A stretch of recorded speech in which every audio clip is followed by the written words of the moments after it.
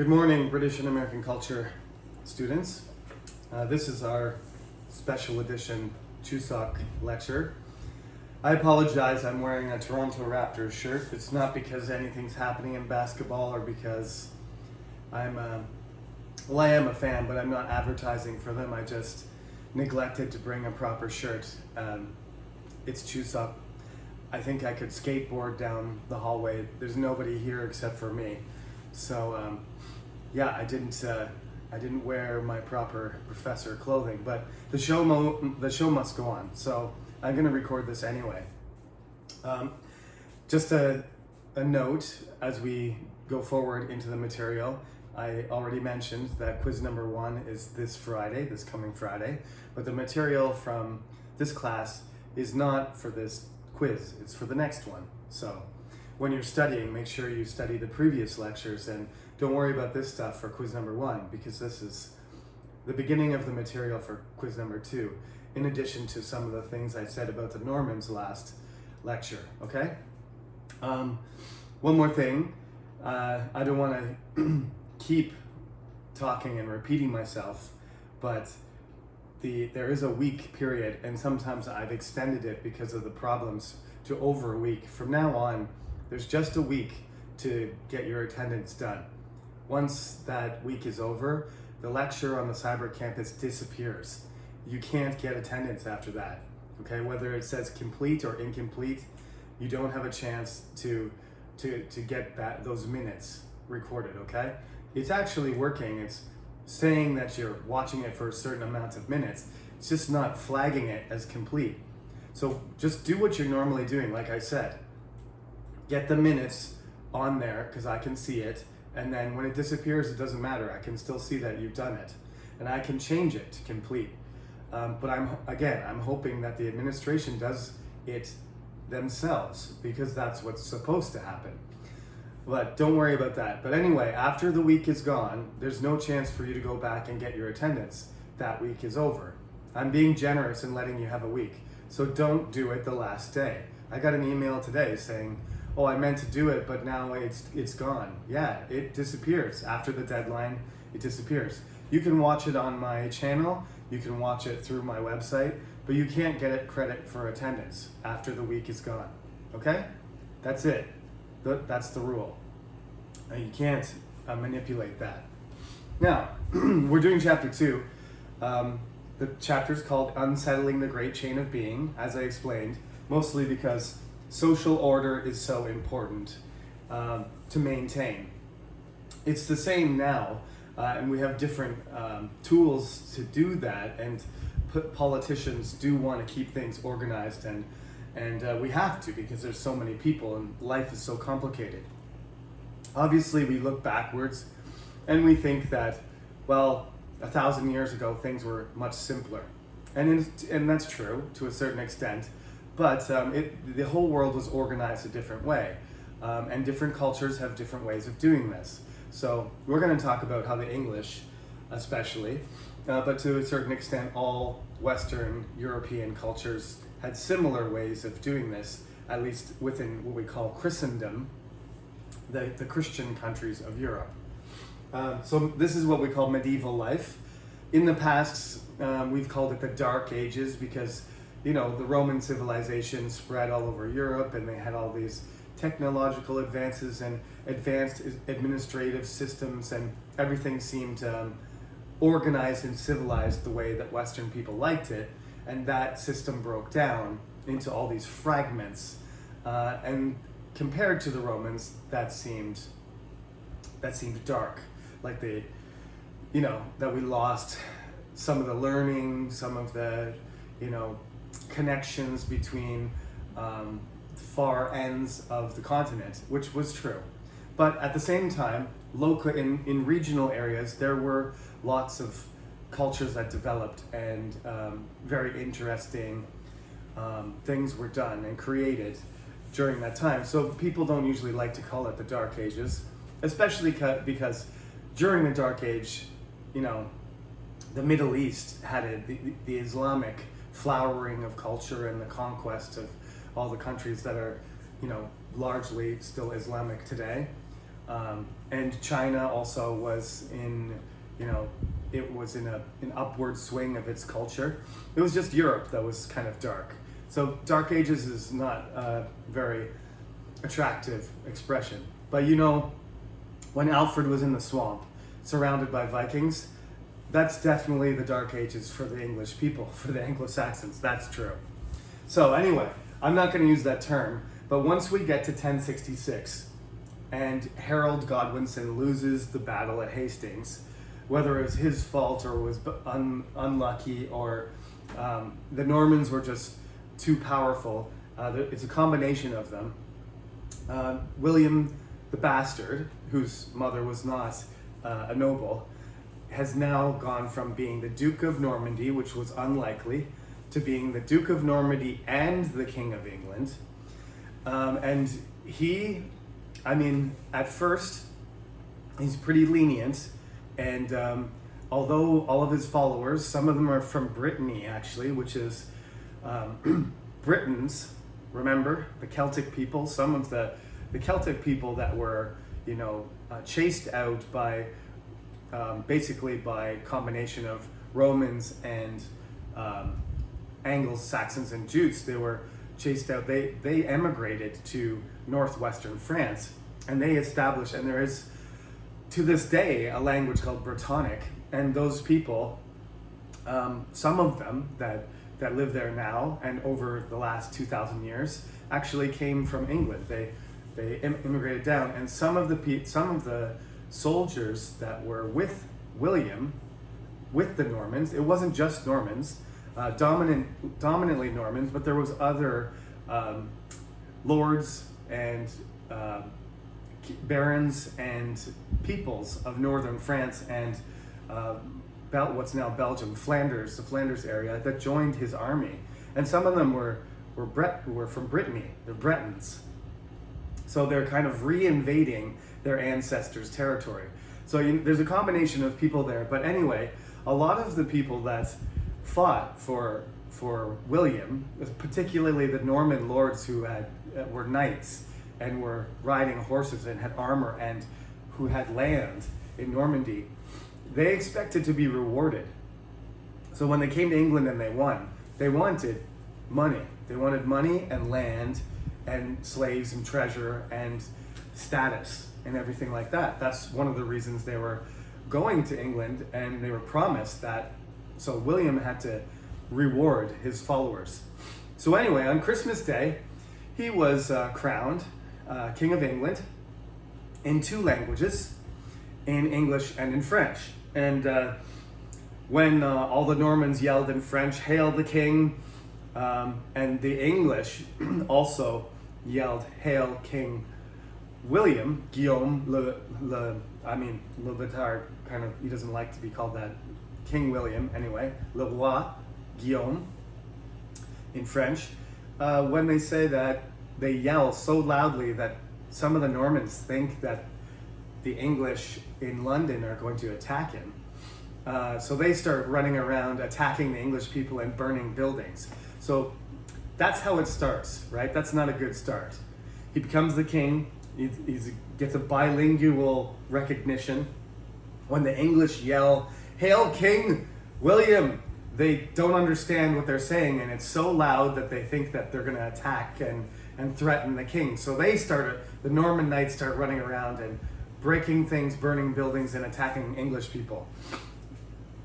So there's a misunderstanding there right from the beginning between the Norman lords and their new English vassals.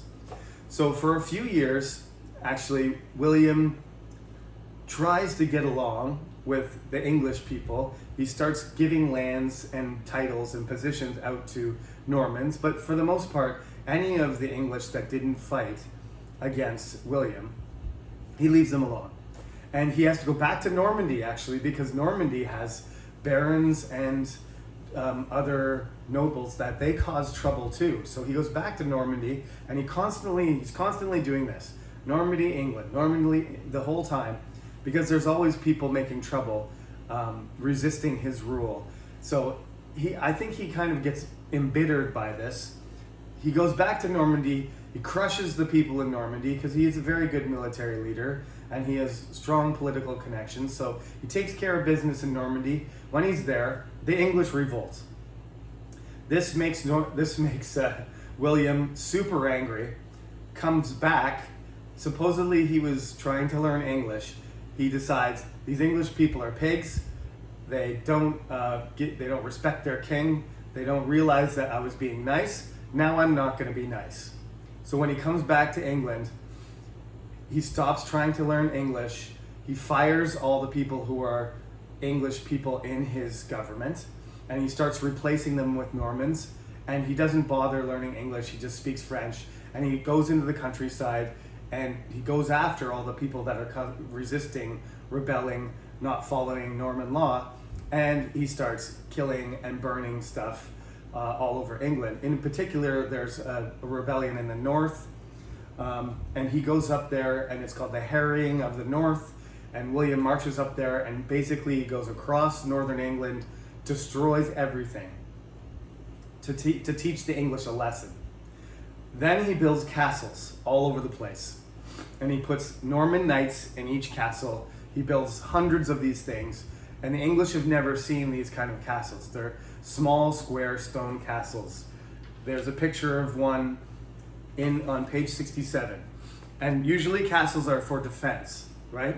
And these castles are for defense, but they're for defense against the people that live there. So they're more like police stations in Russia or something, though. Like they're there like watching you with CCTV, and if you do something wrong, they come out and arrest you. So he builds these castles all over the place. These are not so that Vikings, when Vikings attack, they can protect themselves, or when French people or Spanish people attack. Those are there for the Normans to make sure the English behave themselves. So throughout the medieval period, there's only one castle that's actually successfully attacked by English peasants in a rebellion. Only one. So you can see how effective these things are. All you need is 10 or 20 knights and 1,000 English peasants nearby. If they're really upset about taxes or the bad treatment by the Lord or something, they can attack the castle with a bunch of sticks and metal weapons, but they can't get in until it's too late, until William sends more knights and soldiers, and then the peasants are in big trouble. They're all going to be thrown in jail, tortured, beaten, or sent home. So these small fortified buildings, they have courtyards. They're called Norman castles. He built them all over the place because he was furious about the way the English disregarded him as the rightful king. And he believes that he is the rightful king, that God not only not only through his father, the matriarchal line of people through his father, he's related to Alfred the Great distantly through his mother's line, not through his mother, but through his father's mother. He has this divine right, not just by inheritance, but because he has the physical power, right? He has the military power. So God has given him the kingship, and everybody has to follow him. It's the chain of being, right? He's at the top of who are these peasants, these English peasants who aren't following the order of the universe, right? So he's very harsh, and he treats the English really badly his whole life. And that's one of the reasons why the English historically afterwards, the English looked at William the Conqueror and the Normans as oppressors, because they oppressed them pretty severely. And very few of the noble English, I think only 2 of the major English landholders in all of England managed to keep their land.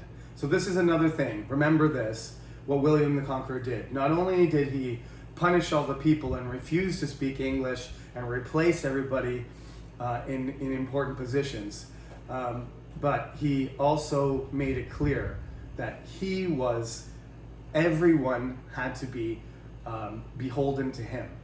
There was a, vassalship relationship between people, right? So actually, William himself is a vassal of the French king, which is going to cause problems soon. We'll talk about that later. Kings can't be vassals of other kings. It doesn't make sense. But he's, as Duke of Normandy, he's the vassal of the King of France. The King of England is now the vassal of the King of France. But anyway, to make things less confusing, basically what William wanted to do, you're a vassal of the person directly above you. So if you're a knight, you're the vassal of a baron. If you're a baron, you're the vassal of a count. A count is a vassal of a duke, and a duke is a vassal of a king. It's a neat little line. So he wanted everybody not just to be beholden to the person above them in rank, who they hold the land as a vassal of somebody of higher rank, but he also wanted everyone to be his vassal. So the knights are directly, when the king wants a knight to do something, the knight doesn't have to look at his own boss. It's all power is located directly in William. So all the nobles, every one of them, from the knights all the way up to the princes and the dukes, they are all in earls. In England they have earls too. That's really the top. That comes from Viking term jarl. But the earls, the dukes, the princes, right down to the knights, all of them are beholden to him. So he holds, every noble is his vassal directly. Okay? Also, all of England belonged to different people. But when William got angry about all of the rebellions and resistance in England, he decided, okay, we're starting over. All of England belongs to me.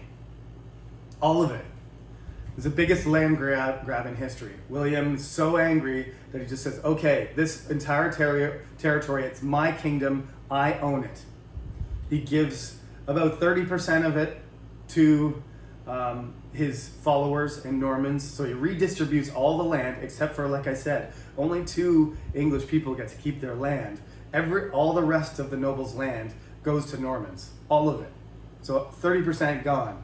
Another 30% he gives to the church, basically giving it back to the church because they already had it. But he takes all of the land and then he redistributes it out of his generosity as the divinely chosen king, by right of conquest and by divine right, by God's grace and by the power of his own military. So he gives it back to the church. Very generous guy. And then he appoints the bishops, the archbishops, the leaders of the church, and of course, they are Norman too. And the rest of the land is his. So like 30% of the country belongs to the king. So he's an incredibly powerful, compared to other rulers at the time. Basically, William has complete control over England. By the time he dies, he has complete control of England.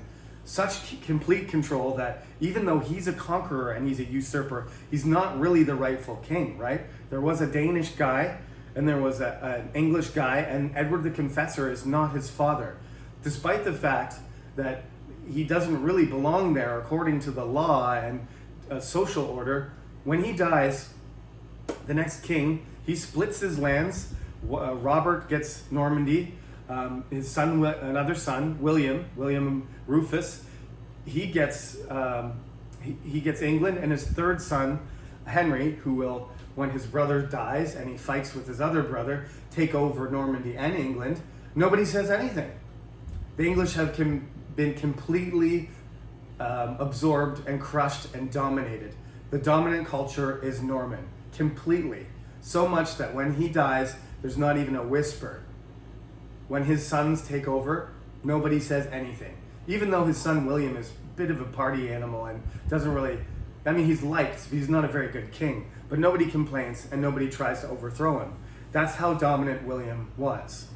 Now, was he well liked? Not really. People were afraid of him, mostly. He did lots of things, but I think I don't want you to just know about William. I just want you to know that 1066 is the most fateful day in English history, because now we have a Norman elite speaking French and a subculture, an English subculture, which will gradually sort of over generations, it'll start to reabsorb the dominant culture and become an Anglo-Norman and then just Anglo, just English dominant culture. It's a case where the subculture is so big and it's being dominated, but it's just so influential that eventually it just kind of swallows the Norman culture. So we start calling it Anglo-Norman fairly quickly within several kings. And then, you know, by the time Shakespeare is writing, it's completely English. And then we're on our way to becoming British. So this is how the dominant subcultural, countercultural dynamic works, right? The English counterculture that existed in England is completely crushed legally, linguistically, socially, militarily, physically, until William has complete control. Okay?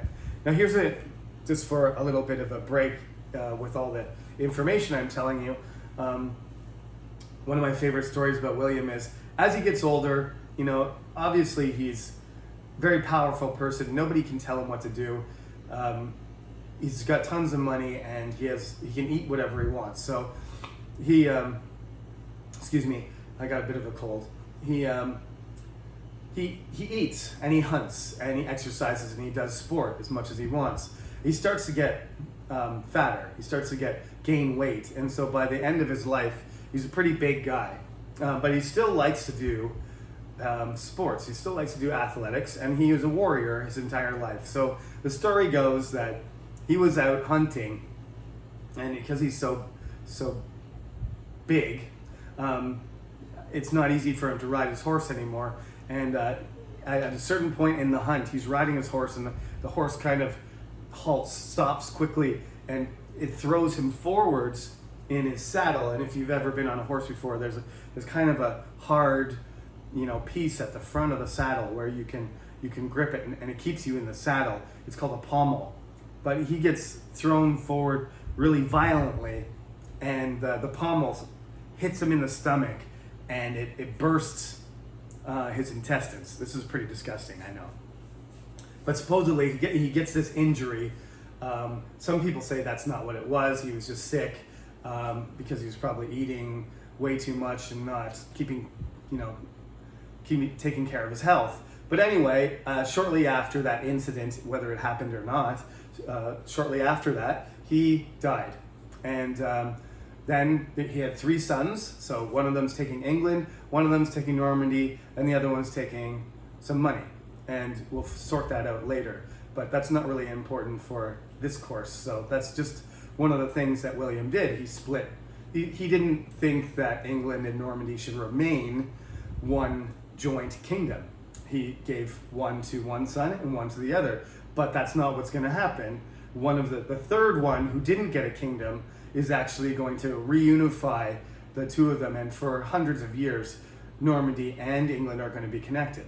So anyway, he dies. They have a funeral. As usual, there's many people watching. But the coffin that they made was made to his proportions before he got so big. So when they try to put the body in the coffin, they kind of shove it in there because it won't fit, and then his stomach, it rips open, and the smell is so horrible that people can barely stand in the church while the funeral happens, because that's a very indignant end for such a great person, right? You imagine all your life, everybody bows to you, you're the most respected person in the entire kingdom, and then in the end, your stomach blows up and the most disgusting smell in the universe spreads through the church. Very ignominious ending for a very, very important historical figure. Probably the most important historical figure in English history, you could argue. That's his end. Okay, enough of that. So this is basically what happens after that. His sons each get a part. Henry is the third son. His son who takes over England dies in a hunting accident. unlike his father. And Robert of Normandy, he goes off to the Crusades, and when he comes back, Henry and him, fight over who is going to take control of Normandy, and Robert loses. So Henry becomes Duke of Normandy and King of England. So the link between them continues, and that'll continue to be important. I'm not going to talk about the Crusades this lecture, though, because I'm going to save that for next lecture. And we will talk about Richard and King John and the Magna Carta and all those important things next time. So for now, let's just talk about what it was like to be, let's just talk about cultural things, what it was like to be living in medieval England. So, like I said, social order is very, very important to these people. They basically grow up, if your father is a glover, or your father is a shoemaker, or your father is a blacksmith, it's most likely that you will try and join that trade and do the same thing. If your parents are farmers, you're going to be farmers. You're kind of in a path. You have a career path, and you have an inheritance, which you're going to follow in all likelihood. Things don't change very much from generation to generation. Unlike today, which is totally different. You have to. This is one of the things that's great about this course is you have to imagine that you're living in a different culture. What we hope always is that our children will exceed us. That way, they will get better jobs and they will be more educated and they will be healthier. They will live longer. Your parents want this for you, and maybe they expect it. This is not the case. This was not the case for all of human history. This is a modern thing. This is something that Korea didn't expect, for the most part, until 100 years ago. And for the Europeans, it was an expectation that started to develop hundreds of years ago, but again, not realistic until maybe 100 years ago. So we're talking about a very recent development. These people, even, if you talk about something like inflation, right? In prices going up, when people talk about, my uncle talks about, a hamburger being a quarter and a Coke being 10 cents, right? When he was young. That's a crazy amount of inflation. We pay $1 for a Coke, right? At least at McDonald's. He went to McDonald's when he was a kid, and it would cost him 35 cents. That's like Obeg Wan for a hamburger set. And we got to pay 10 times more than that. That's only one generation. That's my uncle, right? Between generations, inflation would be like 1%. So if it was Obeg Wan for a hamburger for my dad or my uncle or my grandfather, it would be Obeg Wan now. It would be 50 cents, for the entire century.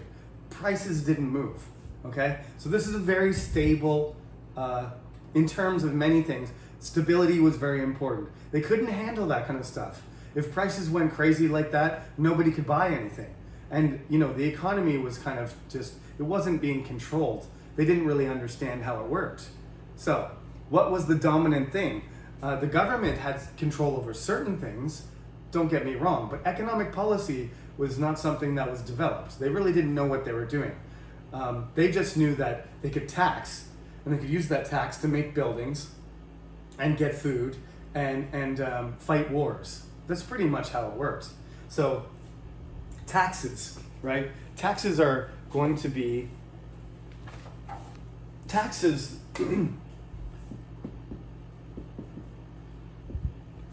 are going to be a driving force in this course, because basically that's their only solution to everything. Kings need money, governments need money, and all they do is try to levy different taxes. And when conditions are bad, the people get angry about paying taxes. It's all about death and taxes, right? It's about survival and taxes. So regularly when there's friction between the leaders and the people, the result is going to be some sort of protest, perhaps violence or war. And one of the fundamental reasons is going to be tax. And another reason is going to be death, fear of, right? The old death and taxes factor. And this is going to be it's going to drive people to push leaders to change things, right? To cause a revolution, or at least to make some changes and make some reforms, okay? So as this course goes, we're in a very stable period. William makes sure that everything is going exact the way he wants it. But when there's different types of leadership and different conditions, there's going to be pressure, and then there's going to be conflict. And this is really the fundamental part of British and American culture that you need to understand. This is also similar in other cultures. There's always this, sort of constant cycles of reform and revolution going on, and something that drives them. There's environmental conditions, and there's political conditions and social conditions, but essentially it's a matter of people believing that they deserve or they need more than what the government and the conditions of their life are providing. Right now, we're in the coronavirus, and we have similar sorts of friction going on between governments and people. It hasn't reached a boiling point or anything, but I think, let me make a prediction. When this climate change that's happening, no doubt it's happening, there's no denying it anymore, as these people who are denying it and they're using it for political purposes, as they do the coronavirus. Oh, don't worry about the coronavirus. Don't get a vaccine, even though they themselves have got vaccinated. These are the people that are trying to keep things the way they are. They're trying to not change, but we need to change. Culture needs to change, right? And when it doesn't, and people suffer, then we end up with revolution. That's how culture works. Culture must adjust. Climate change is happening. If culture doesn't adjust, we are going to have revolution, or we're going to have World War III. There's no way that we can get around this. 200 million people are going to have to move. If the environment doesn't improve, they will die, or they will revolt. They will move, they will fight, or they will die. Right? They have no choice. So, similarly, the people meet their breaking point, and then they revolt. Now, there's a lot of things you can do to keep people in their places, even when the conditions are bad, right? People are going to judge whether the conditions are dangerous enough or if it's worth revolting. So next lecture, we're going to see there's going to be a series of disasters, and of course there's going to be revolts, and there's going to be resistance in the government, and there's going to be resistance from below, from all the people. So this is the way it is. The social order is dictated by the chain of being, and the government uses that to their advantage. You're doing what you're supposed to do. Your life is hard, but that's the life you're supposed to have. And God loves the peasant, right? Jesus loves the poor person. So, you're lucky. You're going to go to heaven. You're more likely to go to heaven. What Jesus says, it's easier for a camel to pass through the needle, the eye of a needle. Sorry, let me get this right. Jesus says in the Bible, it's easier for a camel to pass through the eye of a needle than for a rich person to enter the kingdom of heaven. Now, they don't talk about that too much when the bishop is wearing gold and he's in the church and he's telling all the people how to behave. But that's one of the lessons. It's saying, you'll be rewarded for your hard work, and almost starving and working hard for the Lord and giving most of your food and wealth, to the local noble. You'll be rewarded in the next life. So religion is, they built they teach it to generation to generation. Obviously, people get bitter about it, but there are benefits too. Don't get me wrong. The church is the place where people go when they need help. When they need help because they've been injured physically, they've been hurt. When they need counseling, they go to churches for festivals. The church is the center of every town. Religion is very important, so it keeps people morally centered. You're supposed to be a good person. It's what keeps the community together. Everybody goes to church. If you don't go to church, you're an outcast. and you won't be able to survive in the community. You'll have to live by yourself. You won't even be able to go shopping to buy, apples. Not that you would go shopping for apples in the medieval times, but you won't be able to grind your bread at the miller because you'd be like, I've never seen you at church before. Who are you? Are you a devil worshiper? Or are you a pagan or something? Everybody has to work together, and the church, every town, village, area has a parish, and that church, the larger places have, bigger cathedrals and real churches, but they have small community churches everywhere, and they have of course they have a minister, they have a pastor, and he's a leader in the community, and he works together with everybody, and they collect money and they distribute money to poor people. They have their own land, and they have their own workers and monks, and they provide religious counseling, moral direction. They assist in political decisions. They keep the social connections, the networking together. They even have their own courts, right? The church tries and judges people. You can be judged in a civil court by the government, or you can be judged in a church court, an ecclesiastical church. So probably the most important aspect that differs between us, even if you're religious now, even if you say, I'm a very good Christian, I'm very devout, you are not a serious Christian compared to these people. Okay? Even if you go to Bible study on Wednesday and choir practice on Thursday, and you have youth missionary meeting on Friday, and you go to church to do volunteer work on Saturday, and on Sunday you go to church all day, you're still not nearly as religious as everyone in the medieval period, right? They thought everything was related to God. They also couldn't read, right? So the only way that they could get information was through the educated people in their town, which were monks, priests, ministers, pastors, right? These are the people who everything was done orally. Everybody spoke to each other. Information was spread by word of mouth. And if you wanted to get any information, written information, you'd have to ask somebody who was educated. It's either a noble or somebody in the church. And all the Bibles were written in Latin. So the only people who could read them, even if you could read English, you wouldn't be able to read the Bible because the Bible was in Latin. So they were their interpreters of life for everyone. If you were going to get any education or you were going to get any guidance, you were going to do it at church. So that's what medieval life is like. It's very religious. Everybody's very religious. Of course, some people break laws, and there's all kinds of cheating and hiding and stealing and sneaky behavior. That's human beings.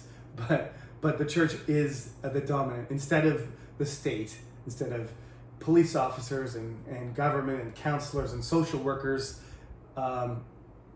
basically the church was handling all of that. Now we'll get to other things related to the church later. Another thing you have to remember is, I hope you're like me. I've actually never seen a person die. I've seen people die on TV. I've seen thousands of people die on television, acting or fake or real or whatever. I've known people who have died, but never actually been there while a single person has died. That is impossible 1,000 years ago. It's absolutely impossible. At some point in your life, I'm 40 years old. This is middle age. I'm starting middle age. In that time period, 45 would have been, a healthy, long life. So I'm at the end of middle age right now. If I make it to 50, I'm lucky. If I'm 60, I'm a pretty old guy, right? Right now, some people still say, oh, you're still young. And I'm like, well, thank you. I don't feel young, but I'm definitely not, I don't feel old yet. I'm in the middle. I still got 40 years, hopefully 40 years at least to go. I expect to live until I'm 80. But if I was a person, if Jeremy Sullivan was walking around a village in England 1,000 years ago, I would have seen dozens of people die already. You know, maybe some of my children would have died before me. This is normal. Children died from disease. Children died from falling in rivers, right? They didn't know how to swim. That was a very common thing, drowning. The fire in most people's houses, they had a hole in the roof and there was a fire in the center of the house, and kids would fall in the fire and burn to death. This is a very, very, nasty, what's Thomas Hobbes, I'm going to forget his quote, Thomas Hobbes, nasty, brutish, and short. It's a brutal life. It's a hard life. And people used to think that they didn't love their children as much because there was so much death. There were so many children that died. But there's a lot of evidence that they cared a lot and they buried their children. Sometimes they buried, they'd have 10 children and they'd bury half of them.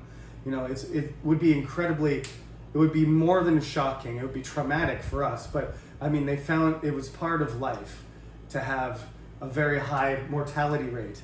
People died often, right? They didn't want them to die, and there was a lot of praying, and there was a lot of belief that if you were, believed in God, that God would take care of you. And if by some accident or some fate somebody died, it was also God's plan. It was all within, the order of the universe. That was the one way of handling it, okay? Sometimes people didn't believe it, but that was one way of coping with what medieval life was like. It was terrible. There was not enough food sometimes. There was plagues. There was, coronavirus is nothing compared to what they had to deal with. There was all kinds of diseases killing people all the time. Accidents. They didn't have good medicine. You just go to the church and they make you comfortable and try and pray for you and help you, but they're not going to give you antibiotics and injections and bandages and IV. That's not going to happen. Okay, and I mentioned education already. Education for medieval people, there was none.